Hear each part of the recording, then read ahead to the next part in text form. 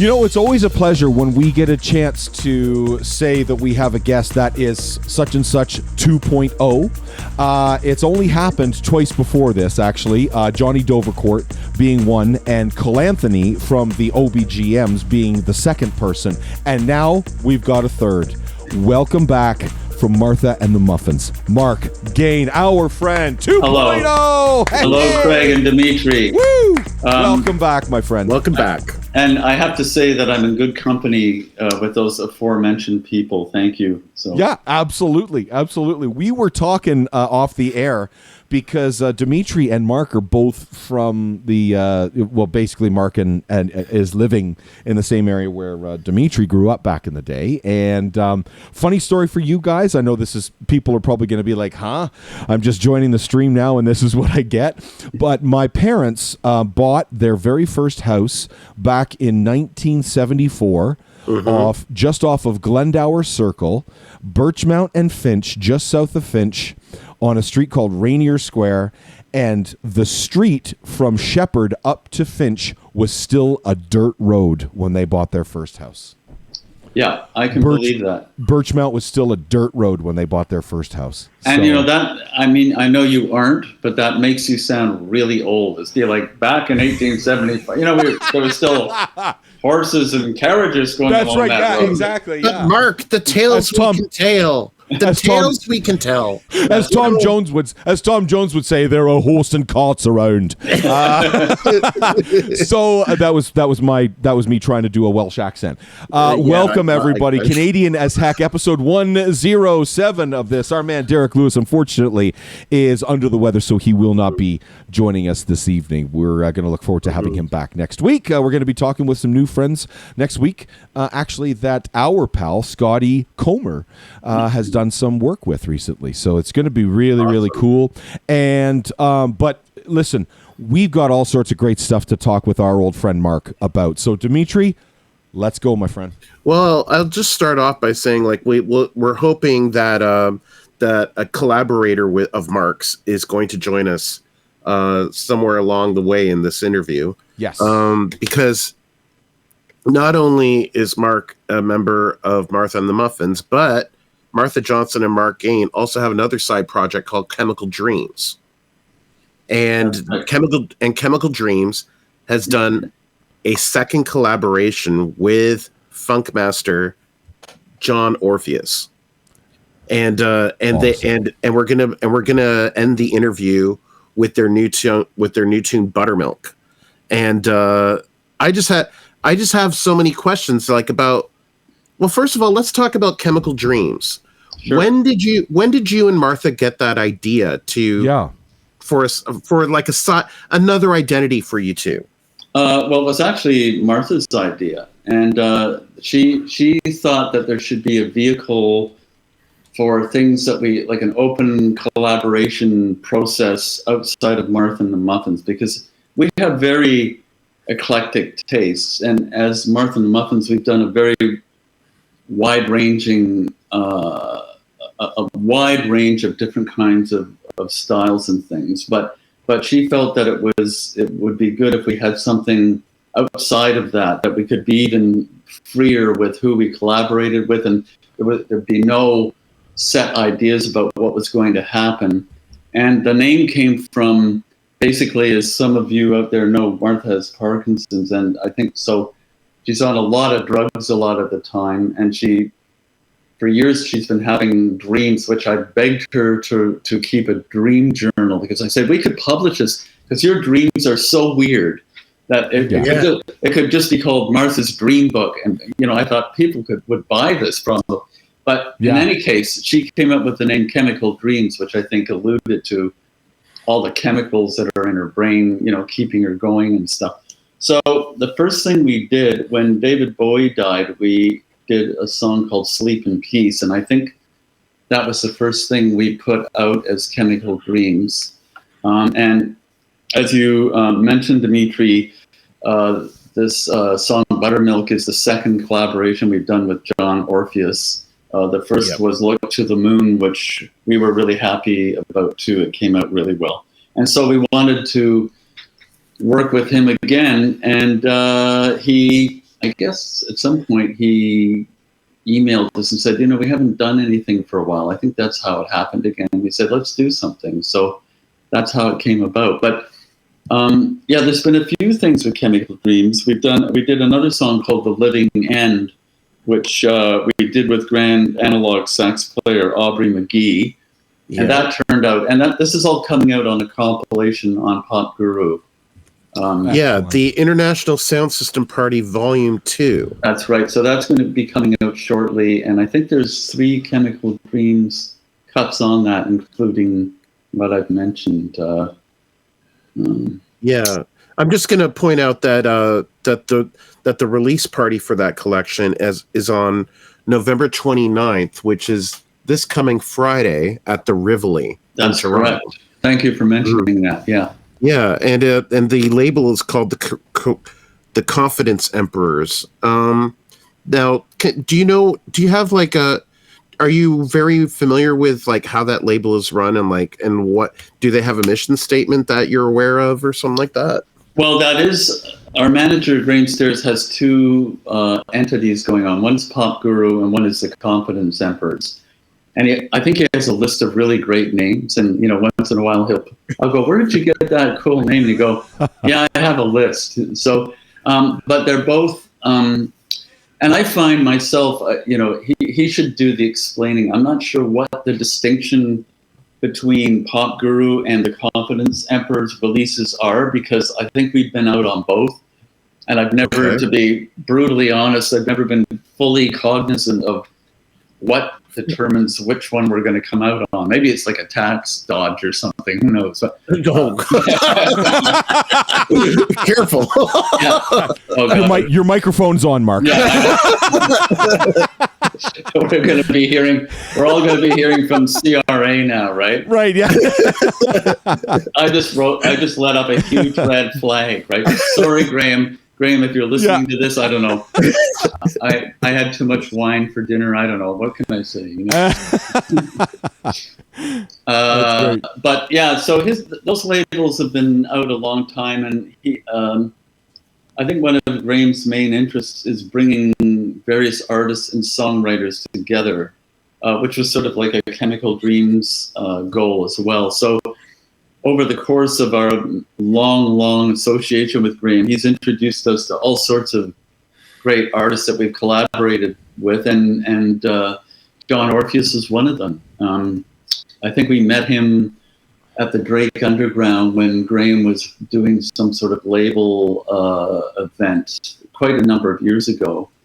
And what impression did John Orpheus make at that meeting on you? Well, he was performing. I thought, this guy is a dynamic, unbelievably great performer. And I thought, he's got the makings of a star. He just, he just has a great stage presence, and he's really, really intelligent. He's a really smart guy. I mean, when he comes over here, when we're taking a break between, working on the song, we'll just sit down and talk about the world situation. And he knows so much about literature and history, and we have such great talks with him. So it's not like this, oh yeah, we're musicians and we hang out. He has way more dimensions to him than just being a great musician and a great performer.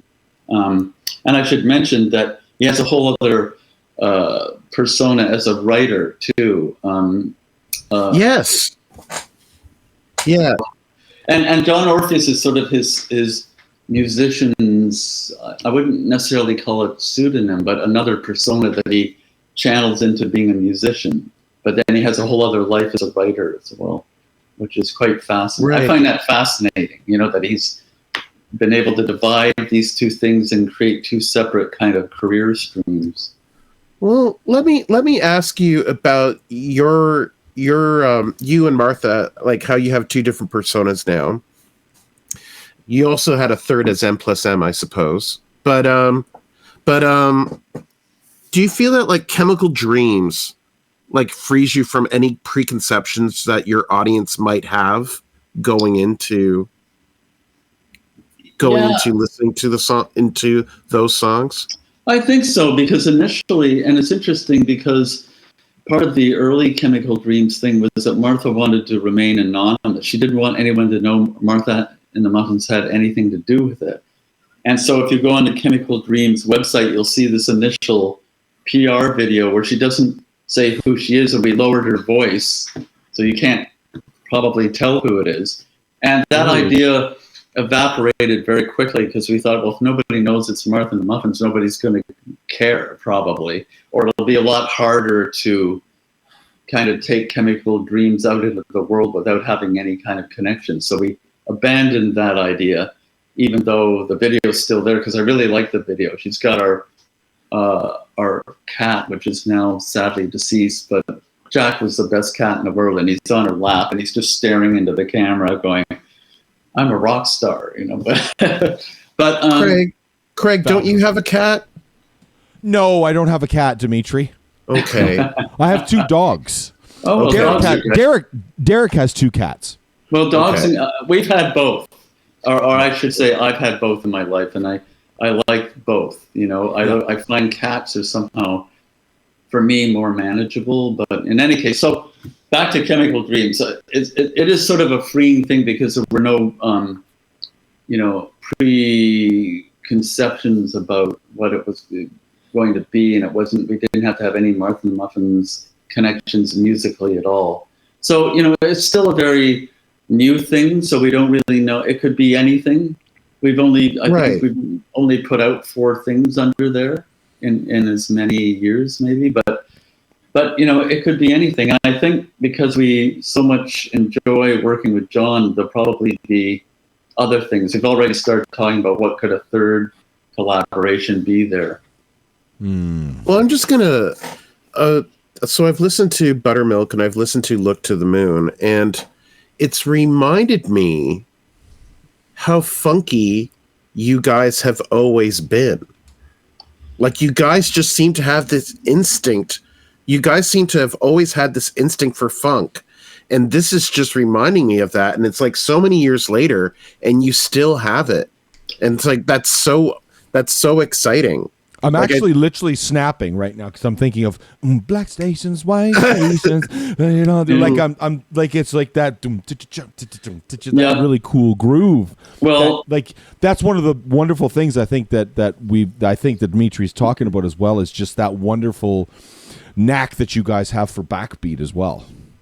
Yes. Well, I think we both grew up. Martha and I, you know, have often cited our influences, and of course, we grew up in that incredible period of the 60s into the 70s where everything was coming in, you know, and I have I've always had the secret desire to be a guitarist in a funk band.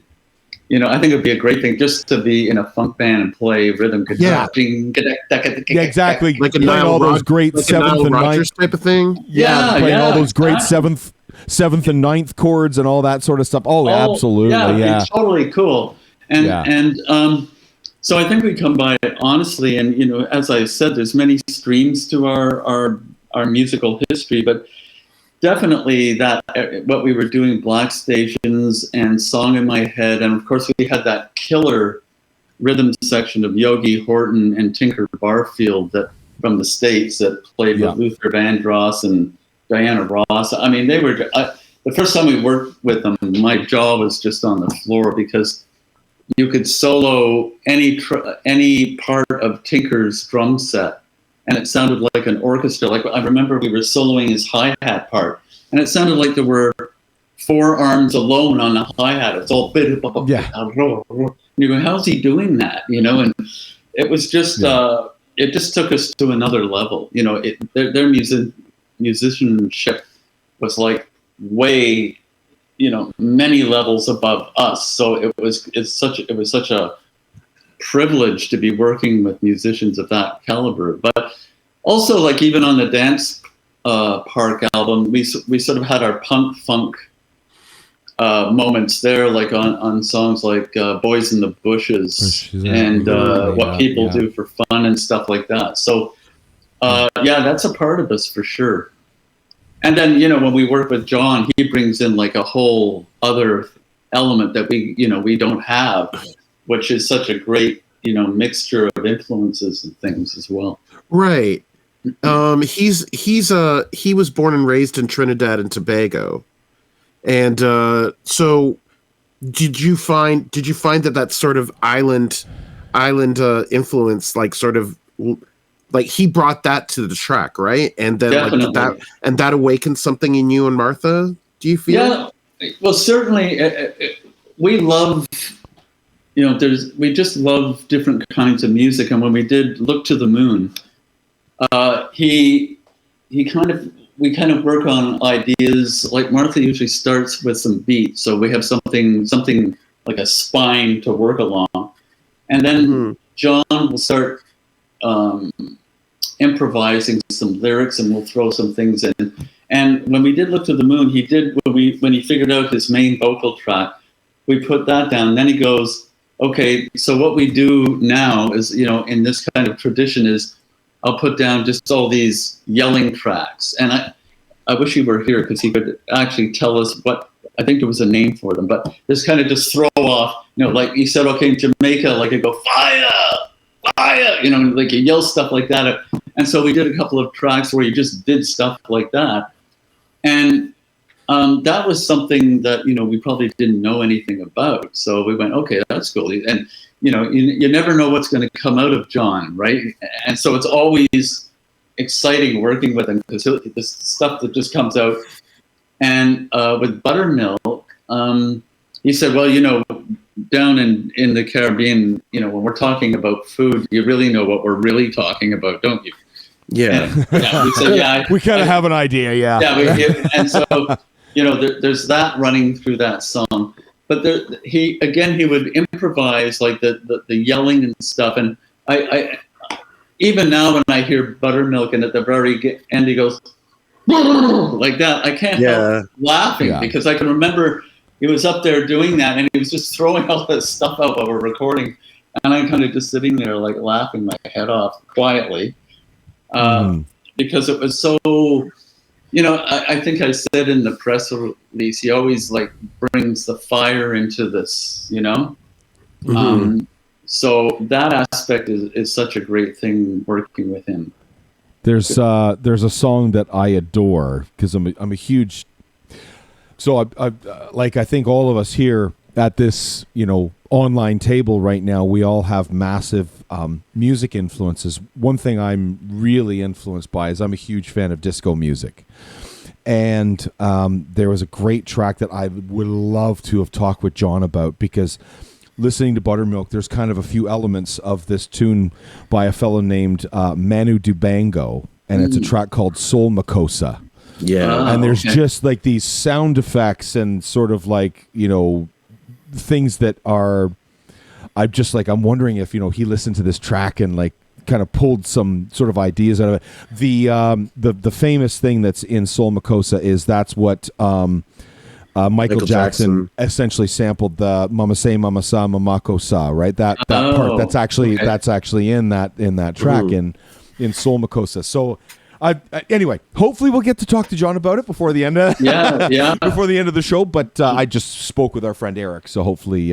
What did Eric say? But anyway, he said, "Oh, thanks, got it," and then that's classic Eric. Classic Eric Alper. Yeah. He's like, "Yeah, I'm on it. Bye." And then so But Mark, you warned us that John's in transit, so it is what it is. Well, we might have to get the big hook out and reel him in. Exactly. Or we'll just have to do Mark Gane 3.0 with John Orpheus. Yeah, you there you go. Or get John in on his. I mean, he would definitely have enough to talk about to fill a show on his own. So if he doesn't show up or he can't show up tonight, you guys should get him because he would have a lot of really, really interesting. It would be really interesting. Yeah. Yeah. But one thing I did notice about Buttermilk is that you keep adding more and more layers to the track, because it's like you have first of all you have that guitar hook, and then you have the backup singers, and then you have the repeated "It's a Fine Line," and it keeps building and building and building until and it gets more frantic, and And I just think like I do think that that's really impressive. It like and I've gone back and noticed that like you've done that before with the Muffins. Like yeah, that's a Martha the Muffins thing for sure. Yeah. You know, and it was Martha that came up. I'm walking a fine line, and I think that's really interesting because you know the whole Buttermilk song has sort of it's operating on one level, like, okay, food, and, you know, there's a sexual side of it. But then the whole walking a fine line, like if you know about John's background and how he was brought to Canada and how, you know, and I'm speaking for him and he can articulate it a lot better than me, but how I think he's got his Trini background, but he was transplanted to Canada at a very early age, and he's walking a fine line between these two cultures. Martha's walking a fine line with her health. In essence, we're all walking a fine line given the events that have been going on in the world. And so maybe I'm reading too much into it. You know, I mean, yeah, I helped write the song, but in a way, I thought when she came up with that line, I thought, yeah, there's something about John. It's about John. It's about her. And it's about everybody, you know, and you can pick what level you want to operate on with that line. But when we had ideas for the video, one of the, you know, ideas I think Martha came up with was instead of going for the food aspect, you could go with symbolism like a highway and us walking down the median, but like being off balance or something. So that idea didn't happen, and we're really happy with the video as it turned out anyway. But you know, it's a lot of fun. Yeah, but there were a lot of other ideas percolating, and it could have gone any number of ways in terms of the video. But to go back to the layering, I think, you know, influences like George Martin's production of the Beatles, like growing up and going, you know, listening to that, and at the end of the song, something would suddenly change, and you go, yeah, keep it. Everything's got to keep. There's got to be new elements all the time to make it interesting, you know. Yeah. So that's what we try and do. I just want to share. Sorry, Dimitri. I just want to share something here really quickly.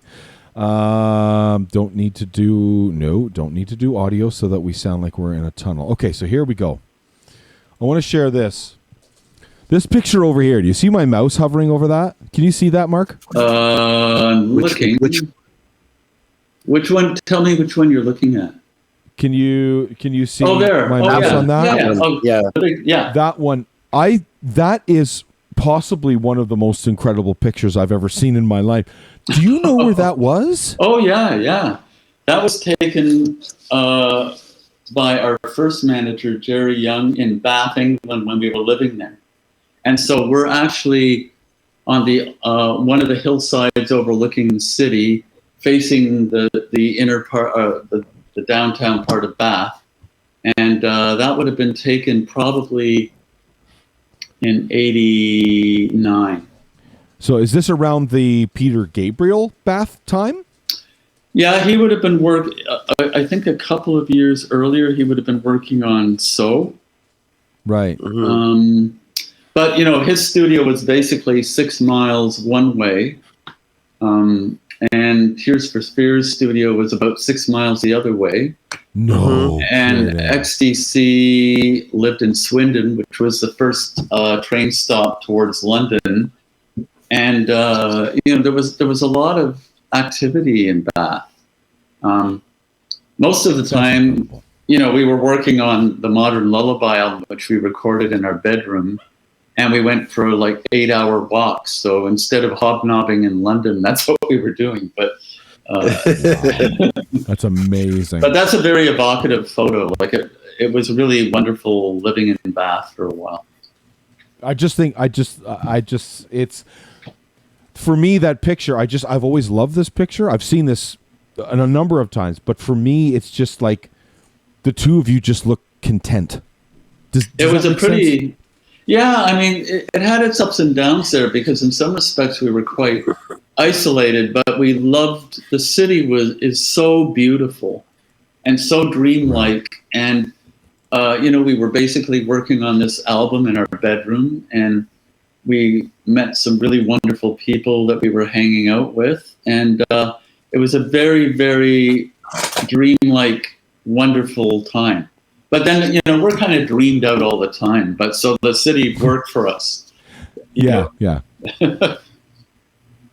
Oh man. Awesome. Sorry, Dimitri. So it's as we're talking, it's exactly 1 month before some holiday called Christmas. Mm. And now before we hit the air, you let something spill. That you and Martha are working on a song called Santa's Been a Bad Boy. And you heard it first on Revolution Radio. Yeah, That's right. Canadian as heck. Yeah. Fantastic. We, a couple of months ago, Martha, I don't know, things just drop into our minds, I guess, sometimes. She went, and somehow she said, Santa's been a bad boy. And we were going, well, that would be a weird song, but what would it be about, and how is he a bad boy? And interestingly, every time people hear the title, the general reaction is to laugh. And I'm going, I wonder what their idea of it, because they're laughing. What are they thinking, right? So we had to decide, is it going to be like a dirty song? Is it going to have like naughty implications? Is it going to be clean so that kids can hear it? So we decided to go for, it's not naughty in the, going down the chimney and, attacking somebody or something. It's not like that. It's more like Santa's having some sort of crisis. So basically the gist of the song is one day, it was the night before Christmas, he looks in the mirror and decides it's time for a change.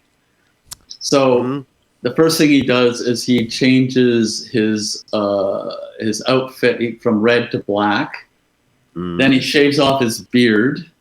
Wow. Yeah, he does a bunch of radical things. He puts rockets on his sleigh to make it go faster. But then, of course, Rudolph can't lead it, so the thing goes sailing off into the sky with all the toys and Santa.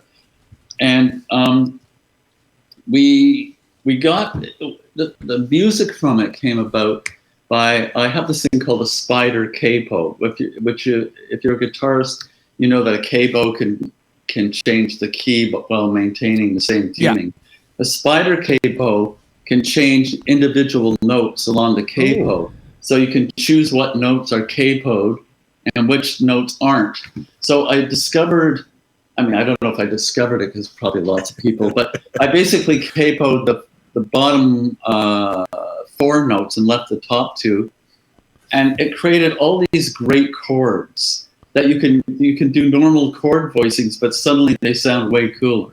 So, wow. So basically, Santa's Been a Bad Boy came about musically really quite fast. And then we had to kind of jam all these lyrics I'd written into that. And Martha's going, you're doing this again. You're putting too many words. You expect me to sing this. And I go, we'll figure it out. But now everybody might be getting excited about this. This will not be coming out this year.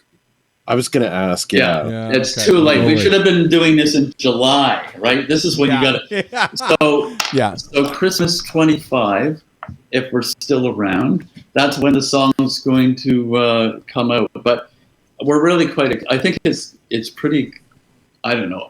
Every artist says, oh, it's great. What I'm doing is great. But I think it's actually a pretty good song. And we may not sing it. That's the other thing. I've always had this irritating habit of writing melodies that neither of us can sing. Because it's got a pretty high register. So when we were demoing the vocal and Martha was singing it, she had to go down to a lower harmony. And I go, yeah, but that upper one's still good. So we're thinking like maybe somebody else will sing it. So it might not come out as a Martha the Muffins sing. It might be a Chemical Dreams release or whatever. But we're looking, we're a year ahead here. But, you guys heard it first and your audience heard it first. So there you go. There's the scoop. Wicked. Love it. That's awesome. So the International Sound System Party Volume 2 contains the new Chemical Dreams song with John Orpheus called Buttermilk. And what's the name of the other Chemical Dreams collaboration? There's, I believe, the other song on there is The Living End, which we did a while ago, and that was done with Aubrey McGee from Grand Analog. He played, and then what else is there? Oh, and then is it the Goldfrapp cover that you were talking about? Geez, I'm having like brain fog here. I'm not sure if that's on that or not.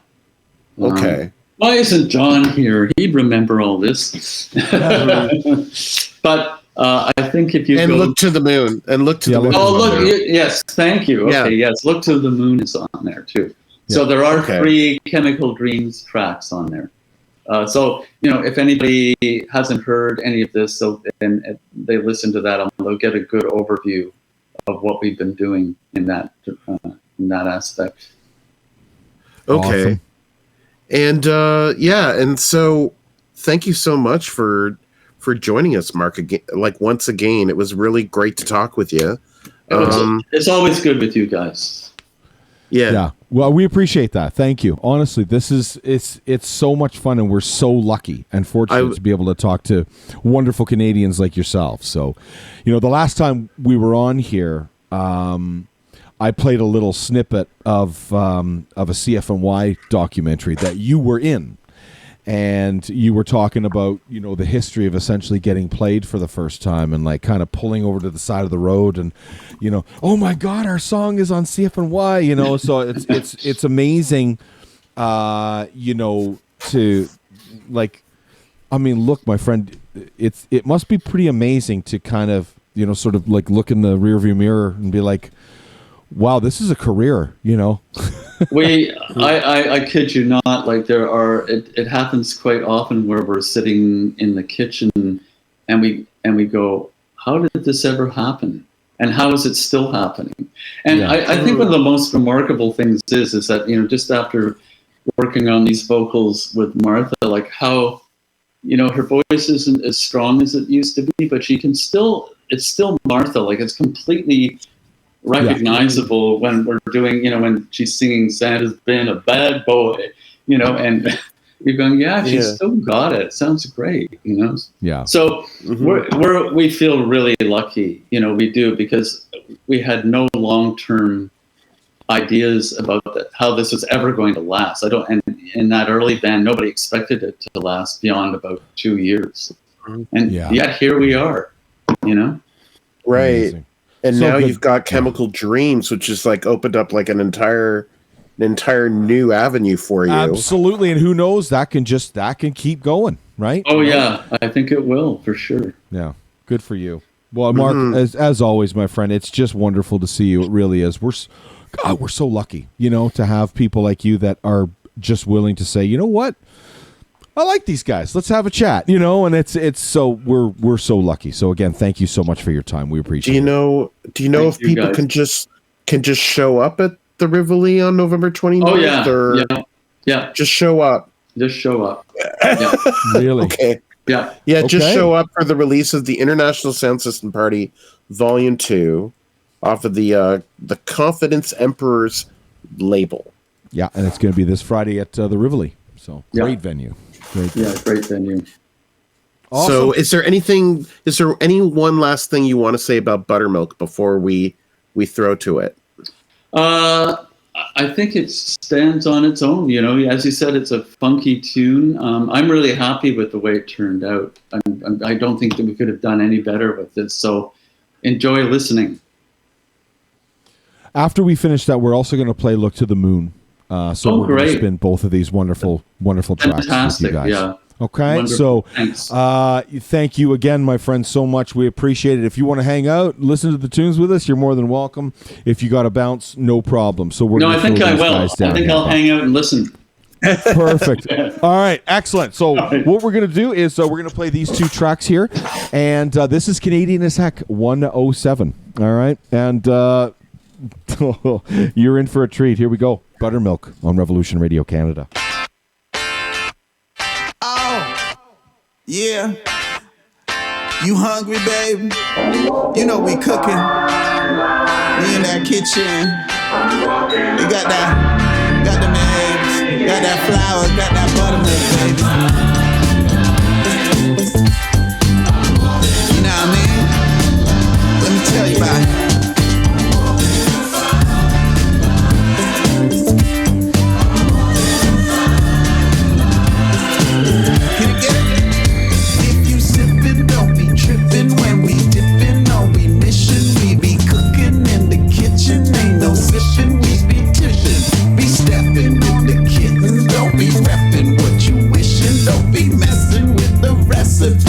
Read it how it's written.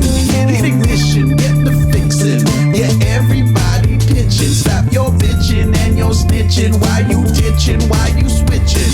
That whiskey in the syrup, stir the pot and get to mixing. If we pitching, watch your diction. Keep it real and not your fiction. If you cooking, if you grow, then my partner you should listen.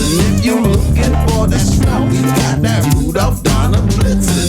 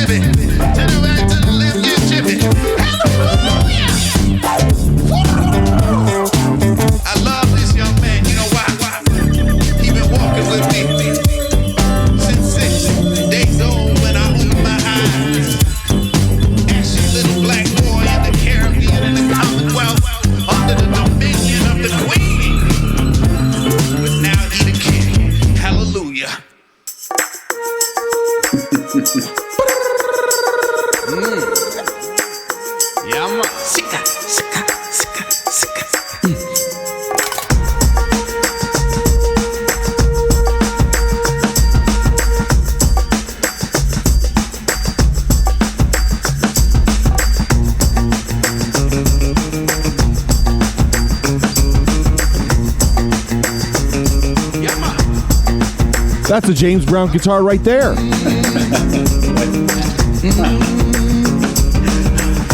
Catfish Collins, Bootsy Collins' brother. That's what it sounds like right there. You got it. Slow down, that would be a shame. I'm in love with the life, with the speed, with the fame. Let me ride, let's ride, let me ride, let's ride. Ride, let's ride, let me ride, let's ride, let's ride, let me ride, let's ride, let me ride, let me ride, let's ride, let me ride, let me. Yo, I'm gonna stay fly till the day I die. Look to the moon, then you spot the sky. I'm gonna stay fly till the day I die. What?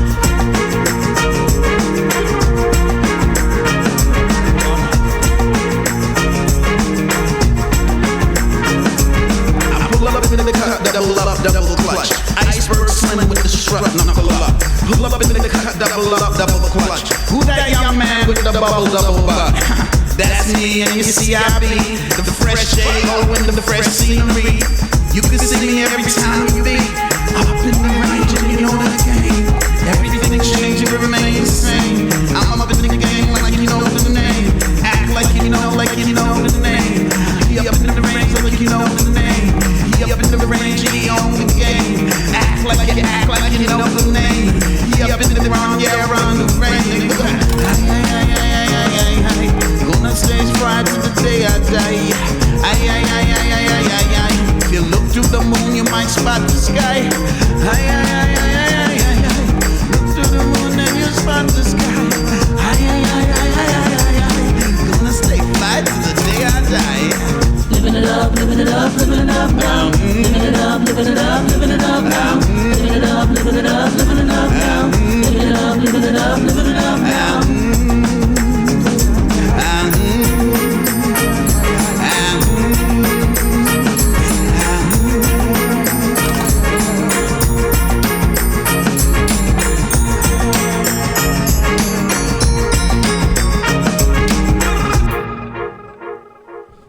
Just too freaking cool, man. Revolution Radio Canada. Canadian as heck with our friend Mark Gane, who's just so freaking brilliant. Like, I adore that song. It's our friend actually here, C. Herman in the chat is saying very Groove Armada. Absolutely. Groove Armada, of course, you know, an awesome electronic duo that really pulls a lot from massive amounts of dub and you know, reggaeton and of course funk music. And that is just so cool. Like I can think of a bazillion amazing, you know, guitar players that you sound like on that track. And I'm literally like I mentioned Catfish Collins, obviously, who was unfortunately is no longer with us, is Bootsy Collins' late brother. That played with James Brown, but of course there's Nile Rodgers, there's a little bit of Steve Cropper in there. There's like I just hear Freddie Stone. There's just so many amazing guitar players that I hear in that. So like, dude, so first off, I'm going to let you know right now, both of those songs we're adding to Revolution Radio. Oh, wow. Those are freaking awesome. Like, you. They are so good. Oh, thanks. Done. They are so freaking good. So another thing that C. Herman mentioned was this has Jamaican sound clash all over it. And I was just wondering because Toronto, by the time that Martha the Muffins showed up in the late 70s and into the early 80s, Toronto's Jamaican community was very, very well established to the point that Black Uhuru had a song called Young and Eglinton. So amazing. Huh? So, and I was just wondering if like even back then, like did Martha and the Muffins feel that energy coming from Toronto? I think it's more definitely, but it wasn't never that specific for us. I think we've just absorbed. You know, we're older people, and I think throughout our whole lives we've just absorbed stuff.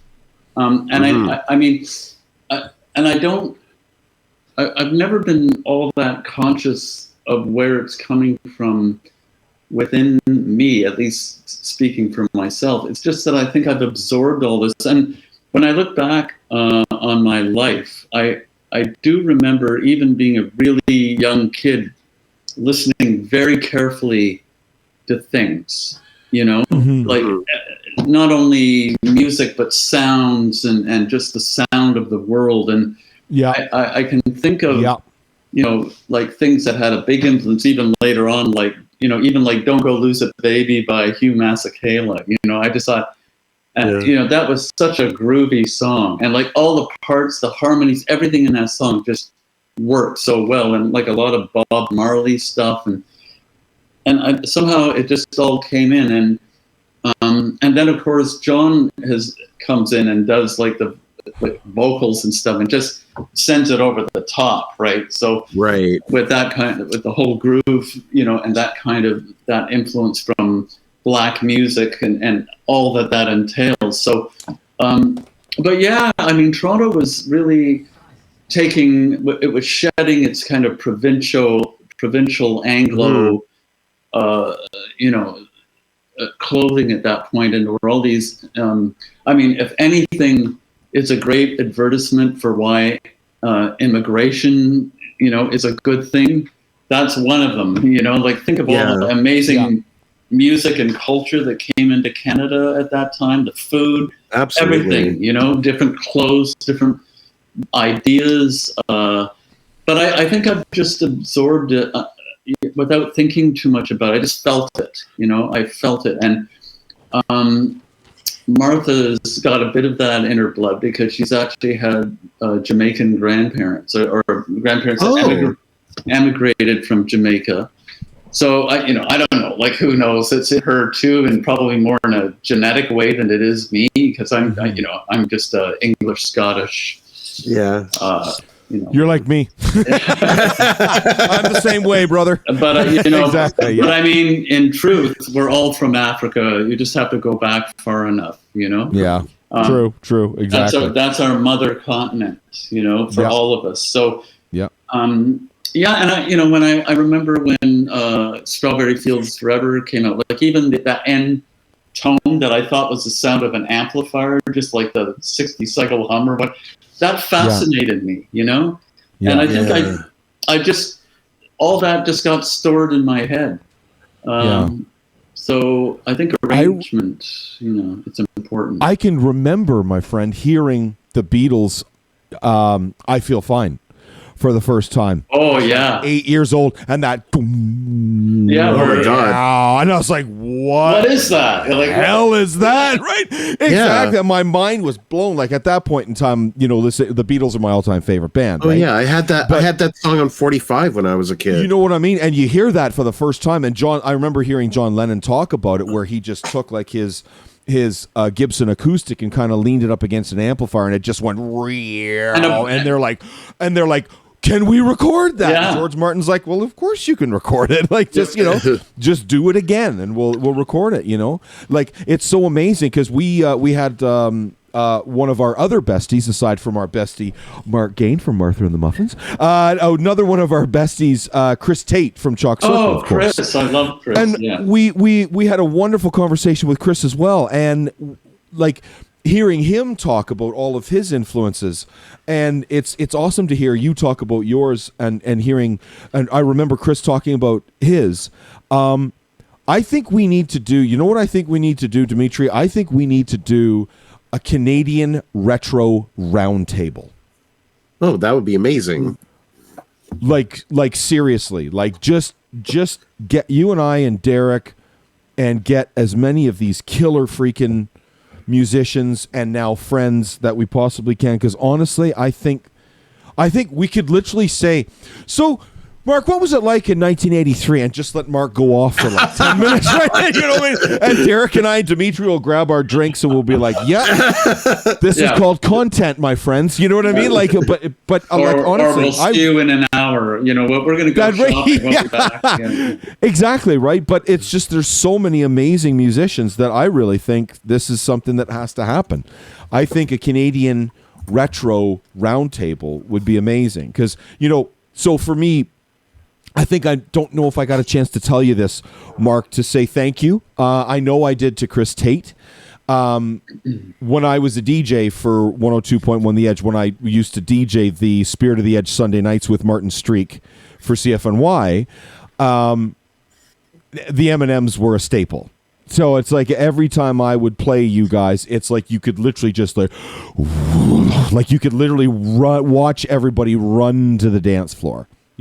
Didn't matter what I played. So, I just want to say again, thank you. We really can't wait to talk to our hopeful new friend, John Orpheus, but I just want to make sure that we say properly, thank you for the music and thank you for the memories. And congratulations for what you're doing with Chemical Dreams. Yeah.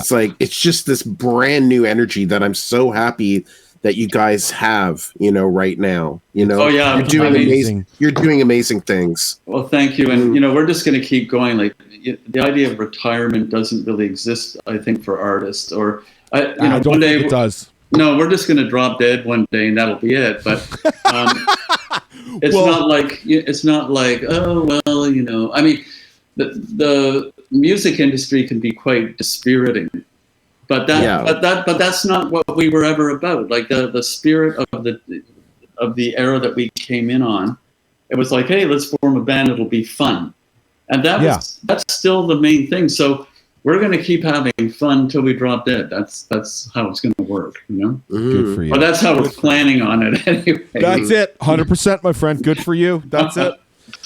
Absolutely. Brother, again, Mark Gane 2.0. Okay. Thank you so much. We really appreciate you being here, my friend. And all thank the you best. for all the support too. Our pleasure. And you can come back next week if you want. Right? So it's all good. No, honestly, my friend, anytime. You know, and to be honest, one thing I'd really like to start doing in the new year is to get some great classic Canadian artists sit down, and we would love to sit down and say, hey, Mark, for the next hour and a half, 2 hours, whatever, the radio station is yours. We'd love to know what your top 10 favorite all-time Canadian songs or artists or what have you would be, because I'm sure you've got a million stories, a million things you'd love to say. So if that's something that might interest you, we'd love to have you for that. So well, that would be very interesting. I'd have to think very hard about, because there's so many things. 10 might be a challenge. Just to you can do 20, no problem. Oh, okay. You can do 20 if you like. But Mark, that's your homework. Okay. Yeah. Okay.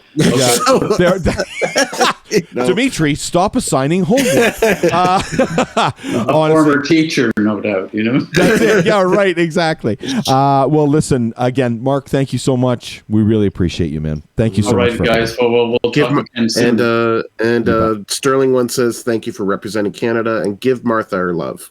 I certainly will. Do. And she says hello to you guys too. Yeah. Excellent and good, and we hope everything goes well for you on Friday. Thank you so much. Yeah, you bet.